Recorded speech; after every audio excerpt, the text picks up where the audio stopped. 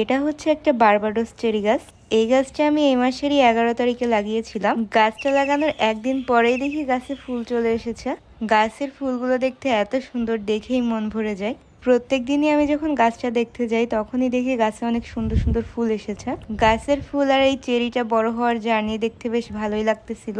চেরিটা দেখলাম মাত্র 10-12 দিনের মধ্যেই গাছে খুব সুন্দরভাবে গ্রো করছে। প্রথমে সবুজ কালার, তারপরে ইয়েলো কালার, তারপরে এটা একটু অরেঞ্জিশ টাইপও হয়েছিল।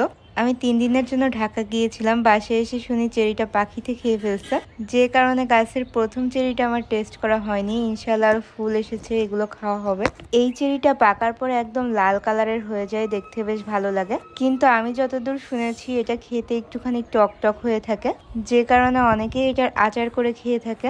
পাশাপাশি এই চেরি দিয়ে কিন্তু অনেক সুন্দরভাবে ডেজার্ট, কেক এগুলা ডেকোরেশন করা যায়। এই চেরি গাছটা গার্ডেন অ্যান্ড টেস্ট ফেসবুক পেজের। চেরিটার টেস্ট সম্ভবত টক হওয়ার কারণে ভাইয়া এই চারাটা সেল দেয় না। তারপরে যদি আপনাদের এই গাছের প্রয়োজন হয় আপনারা চাইলে ভাইয়ের সাথে যোগাযোগ করতে পারেন। আমি পেজের লিঙ্কটা ক্যাপশনে অথবা কমেন্টে মেনশন করে দিব। তবে ফলটা টক হলেও এটার ফুল আর ফল দুইটাই আমার বেশ পছন্দ হয়েছে। নেক্সট ইনশাল্লাহ এই ফলটা টেস্ট করা হবে।